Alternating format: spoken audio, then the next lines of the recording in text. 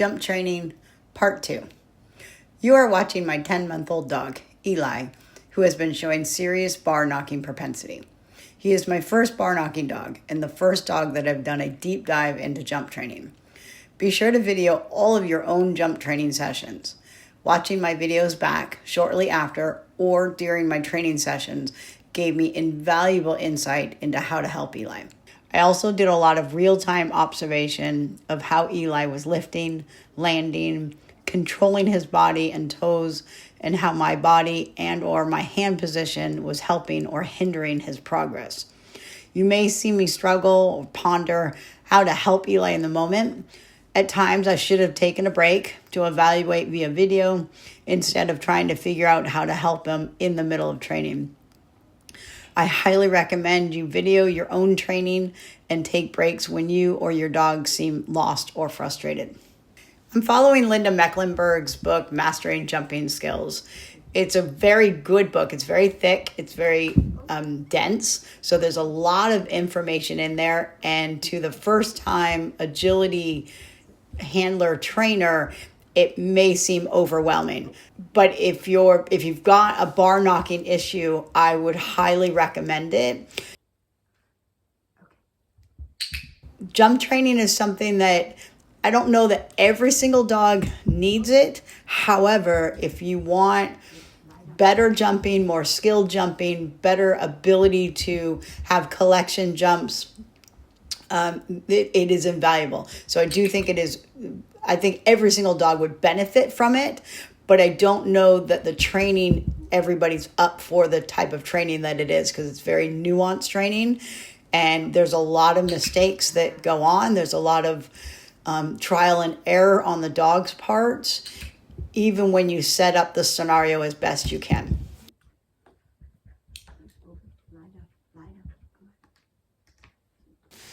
All right, so this is Eli's very first time doing one jump work. So this is offering. He is just to go back and forth. And when I started the exercise at 8 inches, he was stepping over it. And so I had to put it up to, I think I put it up to 10 inches.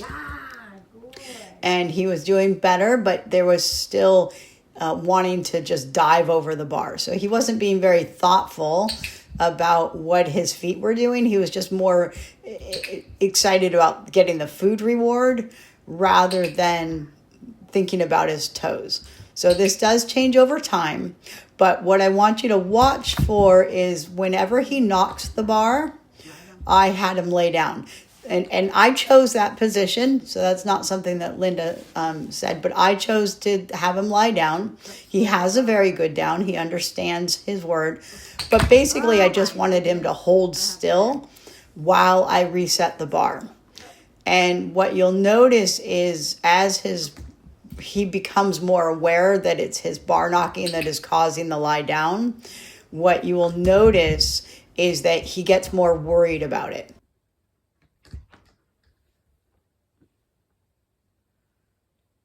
That jump cup's off again. I think I need to screw it in. Okay. Yeah, good. Super.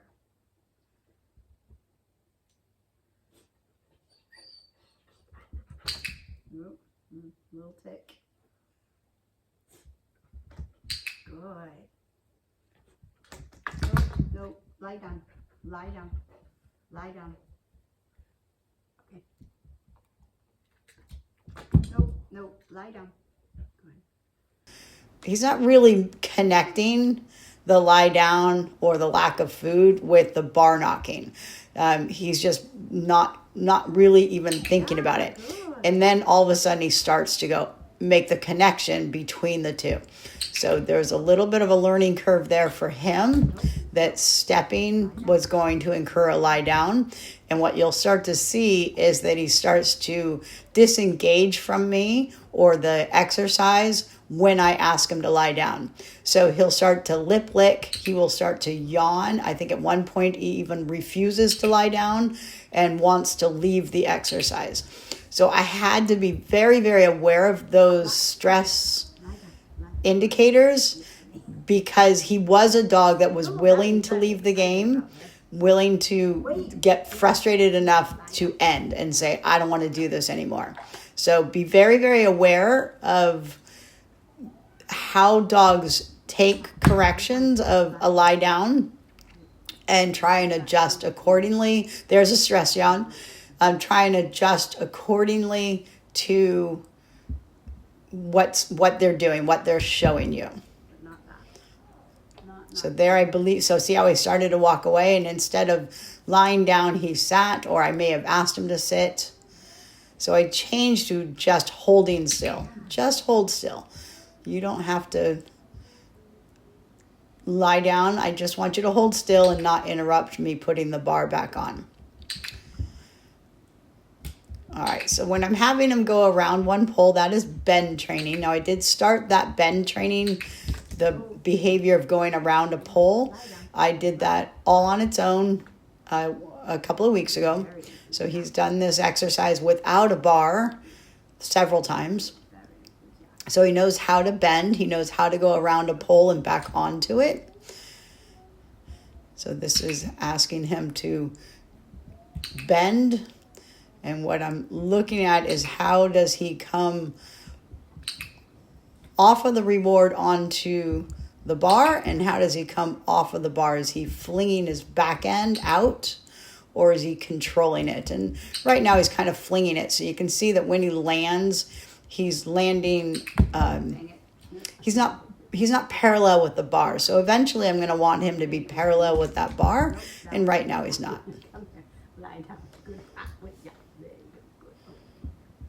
And that's just part of the progress, and making mistakes, helping him realize that this bar actually matters. It's not independent of the jump. It's not independent of the bend. Is it hard when you're close? Okay. All right, so I've gotten quite a few mistakes here, quite a few repeat bar knocks. And at this point, I probably should have taken a break, or at least had a toy break. So doing a reset break with just playing with toys, not as a reward, but just as a stress reliever, as a way to just change the environment a little bit. But it's new to me to go to toys. That is new to me. He's my first serious toy dog that was also included in work. So my other dogs have been into toys, but they didn't enjoy, they're much more food motivated than toy motivated, because I didn't train it as much. And so having a toy break at this point would have been a really good idea. So don't be afraid to just break a session off, do a little decompression toy play, or leave the room, go do something else, and then come back to it. So there's keep watching when he goes into a lay down. Keep watching for him to stress yawn. Sometimes I see it, sometimes I don't, but it's definitely an indicator that this is tough for him. He's getting frustrated with me. He's not understanding what I'm asking him to do. There's some lip licking. That's all stress related behaviors. And if you don't know what stress signals are in dogs, I highly encourage you to read the book by Truid Rugas, Calming Signals. Okay, lie down.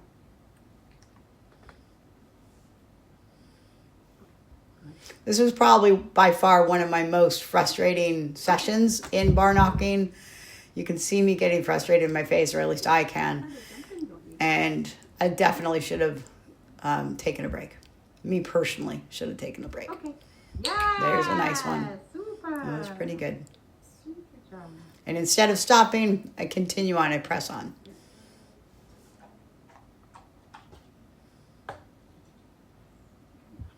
I'm trying to square him up to the bar right here, trying to get him to be straight, so perpendicular to it, rather than parallel to it. So I want him to square up to the bar and then jump. And you can see how far out he flung his butt then. And what happens is when he's resetting to the bar, he's resetting incorrectly. And so I'm trying to see if he'll do it naturally but I'm also having to go in there and help him square up. So I bring him close to the bar, have him sit or stand, and then start again. Nope, nope, nope. And he gets frustrated, goes straight to my hand. Good. Good. So watch as he comes off the reward. How does he straighten up to the bar? Yeah. Is he too close to it? Does he lift appropriately? He's kind of very, very close to it there. I probably should try and put the bar up one more rung. That might help him, but it also may cause him to hit his chest. There he just lifted his back leg, hit it with his back leg. Did we push our luck? Huh? Did we push our luck? Wait, wait. Okay. Nope.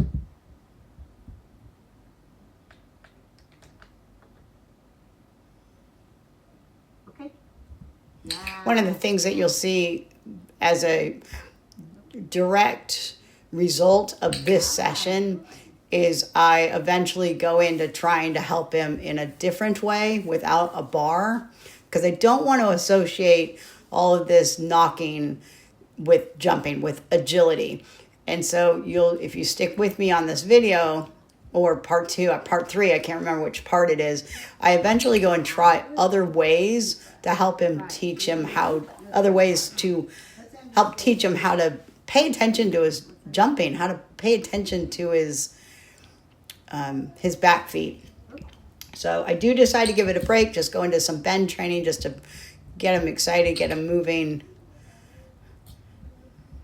Yeah, these are very nice bends. He's doing a great job. He just keeps hitting the feet because my jumps are light, so I'm not worried about that. I'm not worried about him hitting the feet of the jump. It's more about where I'm putting my food reward. So that doesn't bother me. I worry about that bend off.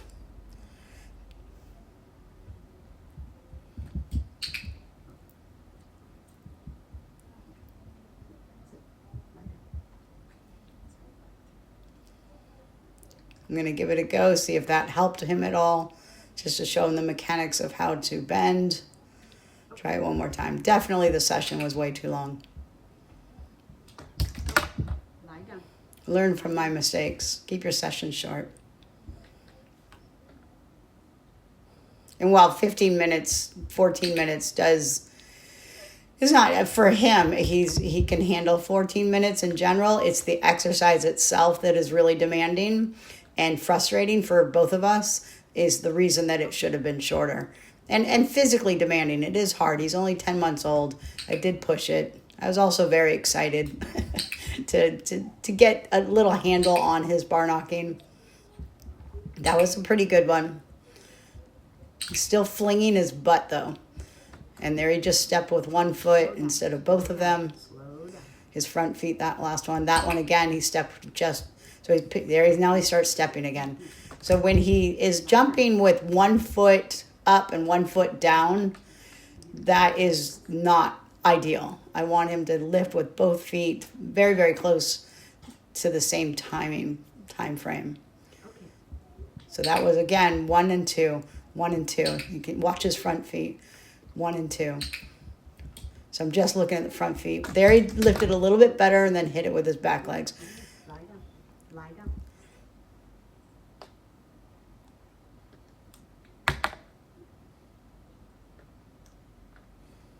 Again, watch him when he's lying down. How stressed is he getting? We've got some panting going on. Oh, try again. That was better. Ah, good. Better, that was better. He's still going 1, 2, but it's closer together now. Still flinging his butt. There's a step, 1, 2. That was yucky. Yucky. Ah, Yucky. Yucky. good. See how it just gets worse? So it starts to fall apart.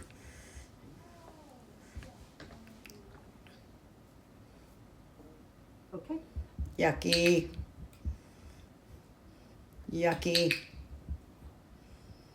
Yucky. So that was okay on the back end, kind of. He's not hitting, but he's not jumping either. Nope. Nope. Oh, there he hit. I got too excited. There he's starting to leave the game. Like, Mom, stop. There's a nice one. That was better. The best that he's done, right? Sometimes we have to find the best of the garbage.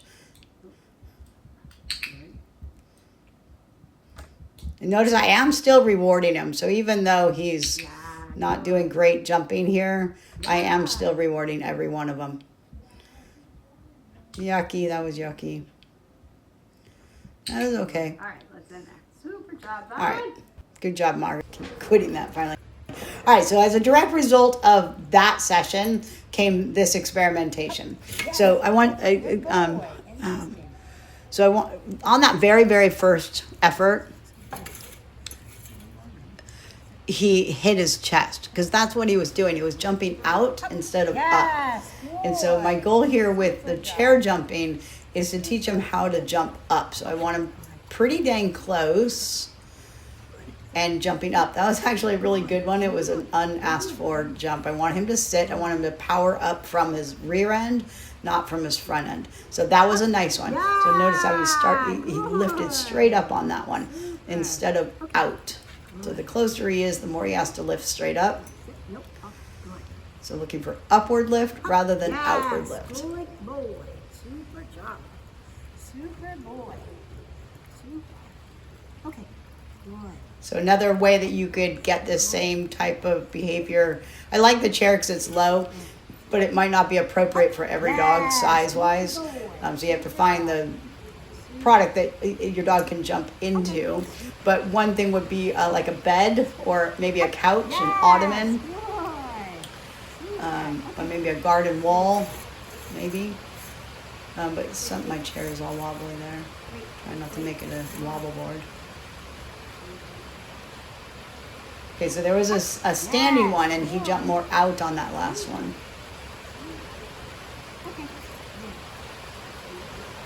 Trying to square him up again, so trying to get him to square up. Wait until I'm ready. Come get squared up. Oh, yeah, it's a good one, but I think it was not my volume on. So I'm not sure I cued that or not. It looked like he jumped my gun. There I cued him. Good one. All right, so same exact exercise, but now with a table.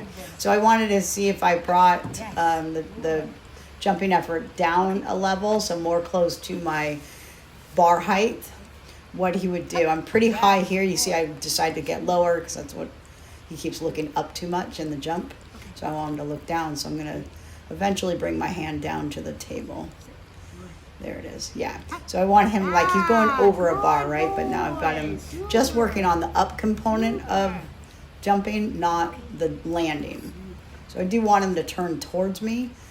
So he's, because that thinking about how he's going to have to bend over a bar. So that's why I have him going at a 90-degree angle, starting perpendicular to the table, perpendicular to the bar, and lifting up and over the bar. Okay. Want him as close as possible, within about 4 inches. So I lowered my hand below the table there, and I think I'm going to show you guys a slightly different angle here shortly. So bringing my hand below the table level, he's doing these all unprompted here, and seeing that does that mimic jump effort a little bit more. So again, I'm experimenting here. I'm trying to figure out what looks like the same effort that I want. What I do like about this exercise is that he's lifting, for the most part, not every time, but he's, oh yeah, that was a bad one. He's lifting with both front feet at the same time. Pretty close. Yes, good boy. Super job. I'm going to show you a different angle. I'm trying to see a different angle. I want to see video of how this exercise is working on his front end rather than seeing his butt. So this angle is for me mostly, but yeah, super job. Super. Trying to jackpot ones that I like. All right, one more. Okay. Good. Sit. Sit. Good. Wait. Sit. Sit. Good. Wait. Yeah, front feet came up at the exact same Yes, time on yes. that last one.